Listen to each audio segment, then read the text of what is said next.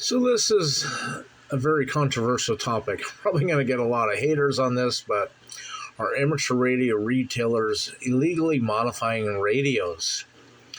Are Mars mod legal? According to FCC regulations, manufacturers, no amateur radio dealer may legally open and modify the transmitting frequency range of a new amateur transceiver. Must be performed by you or your agent. What is your agent? Is your agent the dealer? That's the interpretation that these stores are taking, that they're the dealer, they're your agent, so you're authorizing them and paying them to do the modification. And a lot of these retailers are claiming that if you do the Mars mod, it's no longer valid under warranty, and I'll show you facts like that. But anyways, it's all controversial.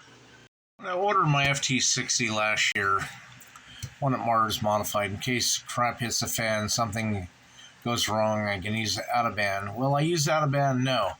Only in life and death situation. So I inquired with the salesman, said, hey, I don't want to pay the $35 Mars modification.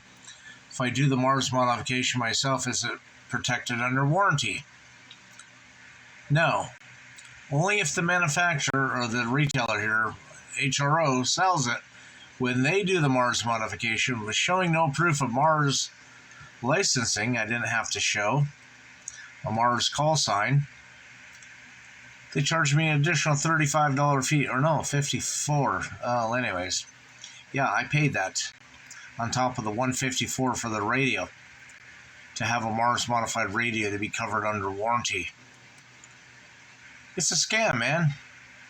Take the radio apart, you take a little scalpel, you pop the chip off the board and turn it back on, reset it, reload your programming software into it with your radio file, and away you go. But these retailers are trying to convince people that if they don't do the Mars modification, something happens to the radio, it's not covered under warranty. Ooh. And here's my FT60 I bought with a Mars modification, but when I got it in the mail and picked it up, Yaesu, or I should say HRO, removed all the information that I fill out on the warranty form. It folds over like 4 or 5 times. They removed that. So how do I have a warranty if Yaesu or HRO removed the warranty information? I'm not able to send it into Yaesu because they're claiming if you pay them to do the modification, it's covered under warranty. Something doesn't seem right here. Something seems rather fishy. Yep, $54.95 for disassembling the radio and popping off a surface mount resistor. Wow.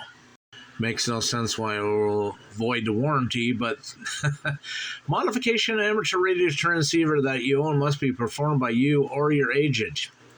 So is the retailer you bought it from your agent? This is the legal definition. I can't find any terminology or clarity on. So anyways, just if you do it yourself, you're going to avoid the warranty. If you pay for it and you get that modification listed in your receipt, you're covered under warranty.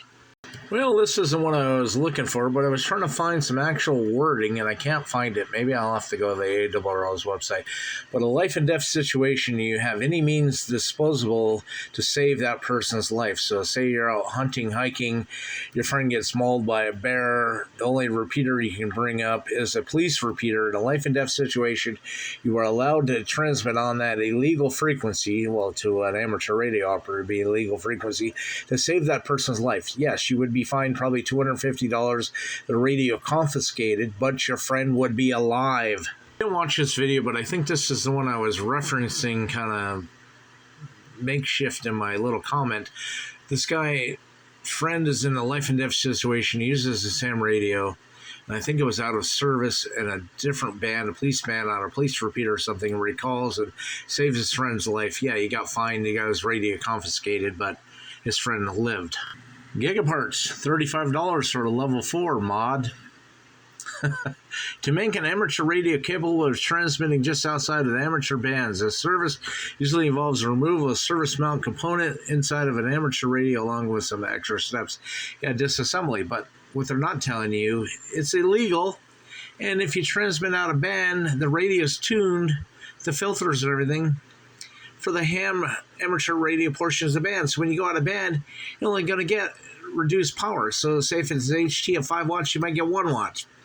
If it's a mobile radio, 45 watts, maybe you get 5 or 7 watts. I don't know. It doesn't make any sense. Why stress your radio? At least DX Engineering has some morals. Gotta love DX Engineering. You can't find any word or make a mention of Mars modification. Thank you, guys. Engineering website. I've checked a bunch of different radios I know that can be Mars modified. Looking for Mars modification, and I applaud DX Engineering. They don't offer the mod for sale because it's illegal. However, the other amateur manufacturers, or retailers, I should say, are doing it. Why the FCC isn't cracking down on this is beyond me. You don't have to show proof of having an amateur radio license. You can just go to HRO or Gigaparts, order a radio, have a Mars modified, use a GMRS, and wherever else your local police frequencies create havoc. There's no morals, there's no consciousness to this, what the buyer is going to do with it. I don't know. I don't get it, man. It's just unwritten rule, and they're making money off of it because people are not technically inclined enough to do it themselves.